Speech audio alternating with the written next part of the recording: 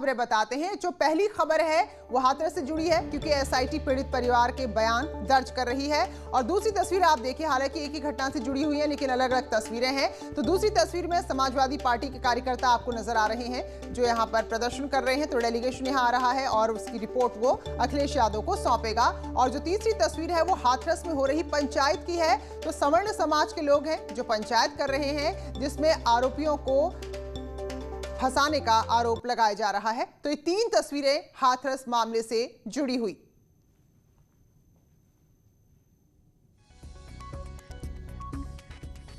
क्योंकि एसआईटी यहां पर जांच कर रही है और ऐसे में जो पीड़ित परिवार है उनके बयान दर्ज किए जा रहे हैं। तो ये पहली तस्वीरें आपको नजर आ रहा है कि जो एसआईटी के टीम के लोग हैं, जो सदस्य हैं, वहां पर पहुंचे हैं। और दूसरी तस्वीर में आप देखिए कि समाजवादी पार्टी के कार्यकर्ता यहां पर प्रदर्शन कर रहे हैं। हालांकि कल तक खबर ये थी कि अखिलेश यादव आज हाथरस सीधे जा सकते हैं, लखनऊ न जाकर, लेकिन फिलहाल अखिलेश यादव नहीं आ रहे हैं। हाँ, अपने डेलीगेशन से उन्होंने रिपोर्ट जरूर मांगी है हाथरस को लेकर। और तीसरी तस्वीर में जो सवर्ण समाज के लोग हैं उन्होंने पंचायत की है और इस पंचायत में यही कहा जा रहा है कि जिन लोगों पर आरोप हैं वो झूठे आरोप हैं।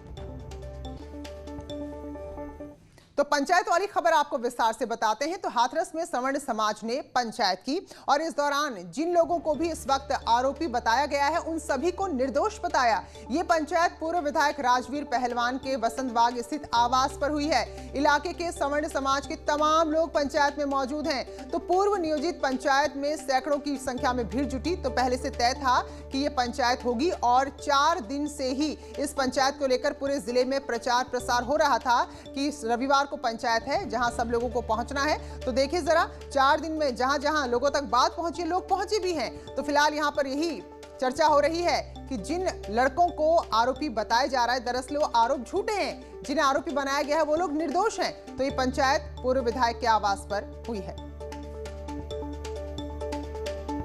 सुमित हमारे सहयोगी इस खबर पर सीधा हमारे साथ जुड़े हुए हैं। तो सुमित, अभी जरा बताइए कि पंचायत इस वक्त चल रही है या हो गई है, क्या कुछ चल रहा है यहाँ पर? जी नीलू, आपको बता दूं, पंचायत सुबह 7 बजे से शुरू हुई थी और लगातार 11 बजे तक पंचायत चली है। पंचायत में जो लोग सवर्ण समाज के लगभग 30 गांव के लोग मौजूद थे।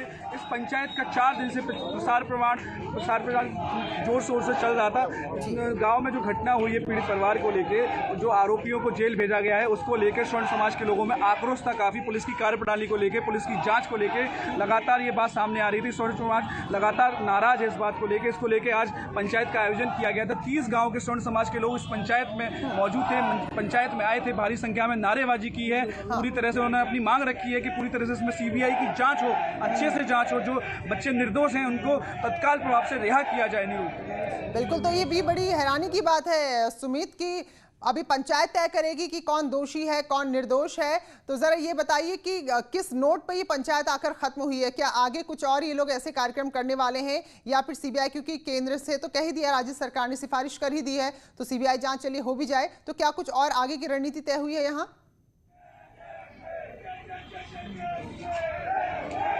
आपको बता दूं, पंचायत में पूरी तरह से यह तय हुआ है कि जो एसआईटी टीम इस पूरे मामले में जांच कर रही है, तहकीकात कर रही है, इस पूरे मामले की रिपोर्ट शासन तक पहुंचा रही है। पूरी पंचायत के कुछ लोग वहां डेलीगेशन बनाया गया है जो एसआईटी की टीम से मुलाकात करेंगे और अपनी जो भी बातें हैं वो एसआईटी टीम को सौंपेंगे कि इसमें किस तरह से उन बच्चों को फंसाया जा रहा है, निर्दोष है, इनको जेल भेज दिया गया है, वो किस तरह से उनको छोड़ा जाए, सत्यता इसमें जो भी है वो सामने निकले। सीबीआई जांच की भी इस पूरी पंचायत में मांग की गई है कि सीबीआई जांच और नार्को टेस्ट की भी उसमें बात आई है कि पीड़ित परिवार का भी इसमें नार्को टेस्ट हो। मैं आपको तस्वीरों के जरिए ये भी दिखाना चाहूंगा कि किस तरह से मेरे पीछे आप देख सकते हैं कि यहाँ पे भारी पुलिस फोर्स तैनात है, किस तरह से यहाँ पे पूरी पुलिस फोर्स तैनात है।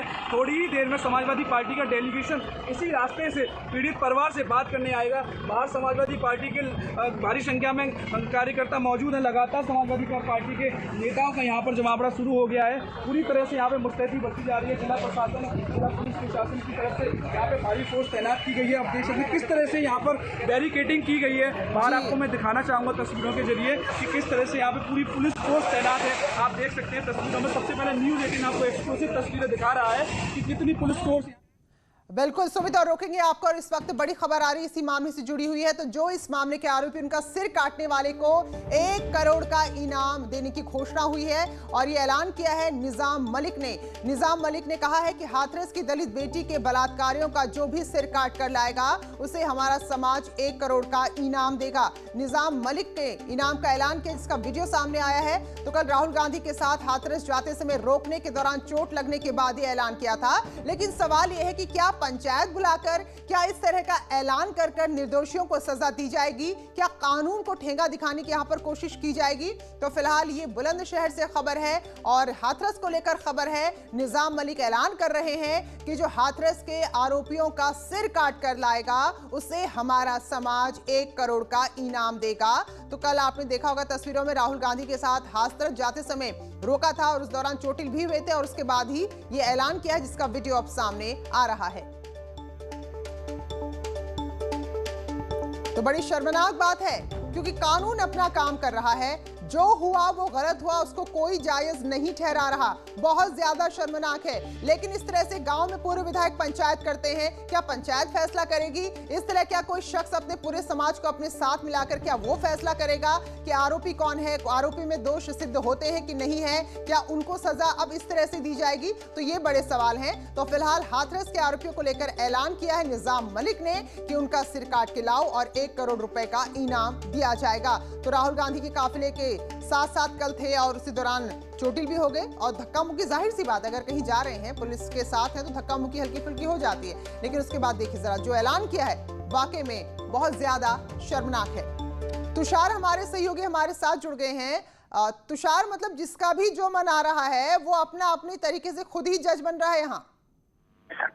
जी प्रीति, अब आप देख सकते हैं जो हाथरस मामला है पूरे जंगल की आग की तरह अपना आकार बढ़ता जा रहा है और हर कोई अपनी बयानबाजी करके अपने नेतागिरी चमका रहा है और रोटियां सेक रहा है। और ये प्रदेश उपाध्यक्ष हैं निजाम मलिक, जिन्होंने खुलेआम बयान दे दिया कि 1 करोड़ का इनाम दे दिया जाएगा सरकलम करके लाने वालों का, बलात्कारियों का। तो ये वीडियो है, यहाँ पर वीडियो सामने आया है। क्या किसी ने शिकायत भी कराई है इसको लेकर तुषार? नहीं, ये वीडियो इन्होंने खुद वायरल कराया। जब वायरल कराया तत्काल एकदम जानकारी आई, वीडियो वायरल हुआ तो पुलिस की भी संज्ञान में आया। पुलिस ने तत्काल इनको खुर्जा पे इनके निवास पे इन्हें गिरफ्तार कर लिया, हिरासत में ले लिया। अब इनके पास सुसंगत धाराओं में इनके खिलाफ मुकदमा दर्ज कराया जा रहा है, जिसमें उन्माद फैलाना है ना, समाज में जहर फैलाने का। तो क्या रिकॉर्ड है निजाम मलिक का तुषार? नहीं, इनका कोई ऐसा कोई बहुत ज्यादा पृष्ठभूमि मजबूत नहीं है। ये प्रदेश उपाध्यक्ष हैं खाली और कांग्रेस के हैं ये, इससे ज्यादा इनका कोई ऐसा कोई विशेष हो नहीं। बिल्कुल। तो ये बड़ी खबर आपने बताई तुषार कि अब गिरफ्तार कर लिया गया है। तो ये बड़ी खबर है इस मामले में। 1 करोड़ के इनाम का जो ऐलान निजाम मलिक ने किया था, तो उससे जुड़ी हुई बड़ी खबर जो ताजा अपडेट हमारे सहयोगी ने दिया है कि गिरफ्तार कर लिया गया है और जो भी धाराएं लग सकती है इस तरह के धार्मिक उन्माद या किसी भी तरह का उन्माद अगर आप फैलाते हैं इस तरह के माहौल में, तो उन धाराओं को लगाया गया है। तो ये बड़ी खबर इस वक्त की है। तो दरअसल जो निजाम मलिक कांग्रेस से जुड़े हुए हैं, उन्होंने ऐलान किया था कि जो भी आरोपियों का सिर काट कर लाएगा उनको 1 करोड़ दिया जाएगा। अब सोचिए जरा, क्या वाकई में ऐसा होगा कि कोई आरोपियों का सिर काट के लाएगा और ये 1 करोड़ देंगे? बेवजह की राजनीति जो इस तरह की घटनाओं में चमकाई जाती है, जो बेवजह चर्चा में आने की कोशिश की जाती है, वो यहाँ पर शर्मनाक है। तो कल राहुल गांधी के काफिले में शामिल थे कि यही सवाल हम कह रहे हैं कि शर्मनाक है जो हुआ, लेकिन उस घटना पर अगर कोई अपनी राजनीति चमकाने की कोशिश करता है, क्या इसको हम नजरअंदाज कर सकते हैं? राहुल गांधी के काफिले की ही कल जिस वक्त चल रहे थे उस दौरान धक्का मुक्की में चोटिल हुए, कल की वही तस्वीरें आपको दिखा रहे हैं हम। और इसके बाद ऐलान कर दिया कि भाई आरोपियों का सिर काट के लाओ, हम 1 करोड़ रुपए देंगे। तो चाहे आप पंचायत करवा लीजिए गांव में या इस तरह आप खुद ही आरोपियों को सजा देने के लिए ऐलान कर दीजिए, क्या वाकई में अब इस तरह से देश में न्याय होगा? ये बहुत शर्मनाक बात है। अगर कोई भी पक्ष इस तरह से राजनीति करने की कोशिश कर रहा है तो ये देखिए, इस वक्त की बड़ी खबर ये है क्योंकि ये सीधे सीधे उन्माद फैलाने का मामला बनता है, सीधे सीधे माहौल बिगाड़ने का मामला बनता है। तो फिलहाल गिरफ्तार करते हुए निजाम मलिक को और जो भी धाराएं हैं उनके तहत आगे कार्रवाई की जा रही है।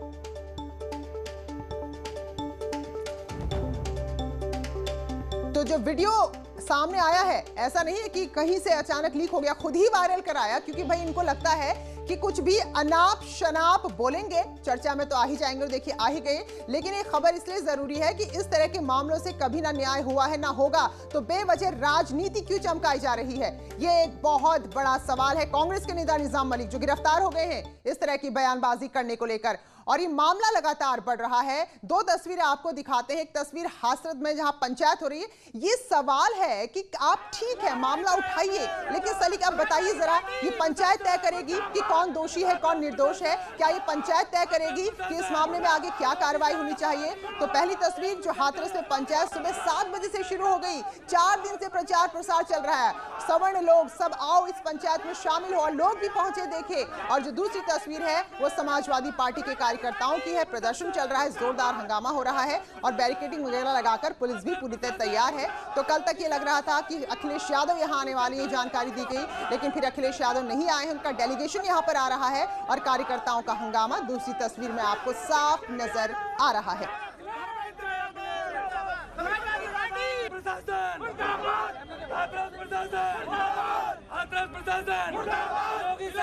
तो ये दो तस्वीरें आप जरा देखिए। पहली तस्वीर वाकई में शर्मनाक है। जब अदालत अपना काम कर रही है, जब कानून अपना काम कर रहा है, तो भाई यहां से कोई रास्ता वाकई में निकलेगा क्या, जिसमें यहां पंचायत बुलाई जा रही है या करोड़ का इनाम देने की घोषणा की जा रही है? तो कुल मिलाकर यही कहेंगे कि हाथरस मामला जो बहुत शर्मनाक है उस पर अब सियासत हो रही है। कल हमने देखा राहुल गांधी और प्रियंका गांधी यहां दौरे पर आए थे, वहीं अब आज समाजवादी पार्टी का प्रतिनिधिमंडल लखनऊ से हाथरस के लिए रवाना हो गया है और कुछ ही देर में हाथरस पहुंचने वाला है। हालांकि कार्यकर्ताओं ने वहां नारेबाजी पहले ही शुरू कर दी। अपने नेताओं के आने से पहले वो पूरी तरह से जोश में, एग्रेशन में दिखना चाहते हैं। तो समाजवादी पार्टी के अध्यक्ष अखिलेश यादव के निर्देश पर प्रदेश अध्यक्ष नरेश उत्तम की अध्यक्षता में ये डेलीगेशन यहां पर पहुंच रहा है। पीड़ित परिवार से मिलेगा और उसके बाद क्या कुछ यहां जानकारी वो जो भी जुटाकर ले जाएगा हालात की, उसकी रिपोर्ट अपने पार्टी के अध्यक्ष यानी कि अखिलेश यादव को सौंपेगा। तो ये तस्वीर आप देखिए, जो प्रतिनिधिमंडल है समाजवादी पार्टी का, जिसमें पार्टी के अध्यक्ष, प्रदेश अध्यक्ष नरेश उत्तम पटेल शामिल हैं, वो भी पहुंच रहे हैं यहाँ। और कार्यकर्ता तो खैर जुटे हुए हैं, उनका जमघट वहां पर लगा हुआ है। अभी तस्वीरें भी हमने आपको दिखाई हैं। तो अब ये डेलीगेशन यहाँ जाएगा, पीड़ित परिवार से मिलेगा, उनसे बातचीत करेगा और क्या कुछ हुआ उनके इस दौरे के दौरान, ये सारी रिपोर्ट अपने पार्टी के अध्यक्ष यानी कि अखिलेश यादव को सौंपेगा। तो कल प्रियंका गांधी और राहुल गांधी पहुंचे थे पीड़िता के घर और ढांढस बंधाने की तस्वीरें भी सामने आई थी, और आज समाजवादी पार्टी का डेलीगेशन यहां पर पहुंच रहा है। तो फिलहाल इस मामले की जांच है वो एसआईटी कर रही है। तो एसआईटी की टीम आज फिर हाथरस पहुंची है, परिजनों के बयान दर्ज कर रही है और ये जो रिपोर्ट यहां पर तैयार होगी इसे अब एसआईटी को सरकार को सौंपना है। तो एसआईटी अपनी पूछताछ में, अपने सवाल जवाब में यहां पर अपना काम कर रही है, जांच कर रही है, और इस बीच राजनीतिक दल के लोगों का भी पहुंचने का सिलसिला जारी है। अब देखना होगा, क्योंकि एसआईटी की टीम इस वक्त पूछताछ कर रही है, जो डेलीगेशन आता है उसको लेकर क्या यहाँ पर नियम बताए जाते हैं, बनाए जाते हैं। तो फिलहाल ये तस्वीर आप देख रहे हैं, ये एसआईटी की टीम है, पीड़िता के परिजन हैं, जिनसे सवाल जवाब हो रहे हैं, जिनसे पूछताछ की जा रही है। तो लगभग 1 घंटे का वक्त हो गया है जब एसआईटी की टीम यहाँ पर पहुंची है, और तब से परिजनों से लगातार कई तरह के सवाल पूछे जा रहे हैं। तो ये रिपोर्ट तैयार करके सरकार को सौंपनी है, तो इसलिए इस मामले में लगातार पूछताछ की जा रही है। तो अब तक एसआईटी ने अपनी रिपोर्ट सरकार को नहीं सौंपी है, जिसको 1 हफ्ते के अंदर अंदर देनी है। इससे जांच में तेजी आ रही है। हालांकि इससे पहले कार्रवाई करते हुए पुलिसकर्मियों को निलंबित भी किया गया है। कुल 5 पुलिस के अधिकारियों को निलंबित किया गया है और एसआईटी की टीम गांव में जाकर बयान दर्ज कर रही है। लेकिन रिपोर्ट सरकार को सौंपने से पहले योगी सरकार ने सीबीआई जांच की भी सिफारिश कर दी है।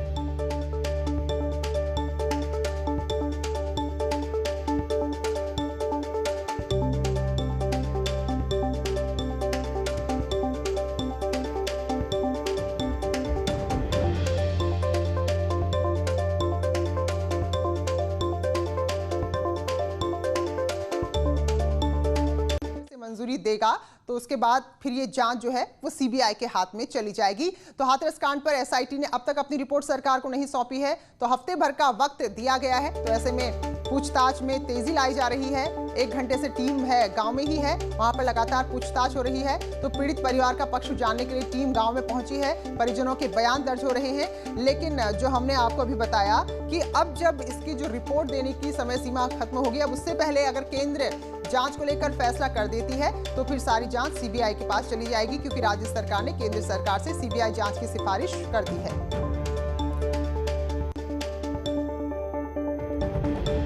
और मुख्यमंत्री योगी आदित्यनाथ ने अपने ट्वीट में लिखा है कि हाथरस की दुर्भाग्यपूर्ण घटना और उससे जुड़े सभी बिंदुओं की गहन पड़ताल के उद्देश्य से उत्तर प्रदेश सरकार इस प्रकरण की विवेचना केंद्रीय अन्वेषण ब्यूरो यानी कि सीबीआई के माध्यम से कराने की संस्तुति कर रही है।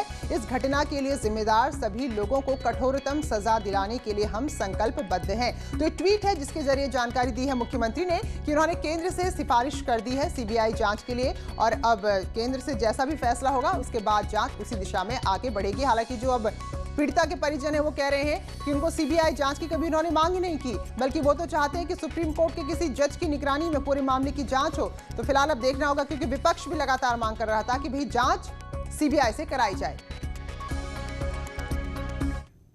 चलिए कुछ और खबरों का रुख करते हैं। प्रयागराज में माफियाओं के खिलाफ लगातार सरकार का एक्शन जारी है। दिलीप मिश्रा की अवैध बिल्डिंग को धराशायी कर दिया गया, बुलडोजर चलाया गया है। तो पूर्व ब्लॉक प्रमुख दिलीप मिश्रा है जिसके खिलाफ ये कार्रवाई की गई है। तो देखिए जरा साम्राज्य, देखिए जरा बिल्डिंग की किस तरह से अपने रसूख का, अपने प्रभाव का, अपने बाहुबल का इस्तेमाल करते हुए करोड़ों का आलीशान ये बंगला बनाया था। तो फिलहाल 60 करोड़ की 12 संपत्तियों को प्रशासन अब तक जब्त कर चुका है। 29 मई 2020 से दिलीप मिश्रा जेल में बंद है। तो चाहे हम मुख्तार अंसारी की बात करें, हम चाहे अतीक अहमद की बात करें, और देखिए जो भी गुर्गे माफिया हैं, जिस तरह से उन्होंने जमीनों पर कब्जे किए हैं, अपना साम्राज्य खड़ा किया है, लोगों को दबाकर सरकार की जमीनों को हड़प कर, तो फिलहाल उनके सारे साम्राज्य को अब ध्वस्त किया जा रहा है। और तस्वीर दिलीप मिश्रा के घर की है। सर्वेश और जानकारी के साथ जुड़ चुके हैं। तो सर्वेश, लगातार एक्शन जारी है। जी, निश्चित तौर पर कानपुर के विक्रू कांड के बाद लगातार यूपी के जो बड़े माफिया हैं, बाहुबली हैं, उनके खिलाफ योगी सरकार सख्त एक्शन ले रही है। और प्रयागराज के जिन माफियाओं के खिलाफ कार्रवाई हो रही है उनमें बाहुबली पूर्व सांसद अतीक अहमद और पूर्व ब्लॉक प्रमुख दिलीप मिश्रा का नाम शामिल है। और दिलीप मिश्रा की अब तक 12 संपत्तियों को, जिनकी कीमत लगभग 60 करोड़ से ज्यादा है, उनको कुर्क करने की कार्रवाई पिछले महीने की गई थी। और आज के पहली बिल्डिंग नैनी में जो आलीशान बिल्डिंग है और करोड़ों की बिल्डिंग है, 3 मंजिला बिल्डिंग है, इसको ध्वस्त किया जा रहा है। इसमें नीचे दुकानें भी बनी हुई थी और यहाँ पर पीटीए जो है वो जेसीबी मशीनों से इसको ध्वस्त करा रहा है। और पीटीए का ये कहना है कि ये जो बिल्डिंग बनी हुई है ये अवैध है और इसका स्वीकृत नहीं है मानचित्र, और इस आधार पर ये कार्रवाई की जा रही है। और नैनी के ये औद्योगिक थाना क्षेत्र में ये बिल्डिंग बनी हुई है और वहां पर कार्रवाई जारी है। दिलीप मिश्रा की अगर बात करें तो दिलीप मिश्रा पर कैबिनेट मंत्री नंद गोपाल नंदी पर 2010 में 12 जुलाई को जो जानलेवा हमला हुआ था रिमोट बम से, उस हमले का भी आरोपी है दिलीप मिश्रा। और 29 मई 2020 से जेल में बंद है। पहले नैनी सेंट्रल जेल में था और उसके बाद फतेहगढ़ जेल को भेज दिया गया है। और हाल में ही पिछले माह पुलिस ने दिलीप मिश्रा के खिलाफ 2 अन्य साथियों के साथ एक गैंग रजिस्टर किया है। D44 के नाम से गैंग रजिस्टर किया है। और दिलीप मिश्रा के खिलाफ यूपी और महाराष्ट्र में मिलाकर कुल 46 आपराधिक मुकदमे दर्ज हैं। जी चलिए, बहुत बहुत शुक्रिया सर्वेश आपका। तो माफियाओं के खिलाफ कार्रवाई लगातार हो रही है और अब ये जो करोड़ों की संपत्ति उसको अपने कब्जे में लेकर इस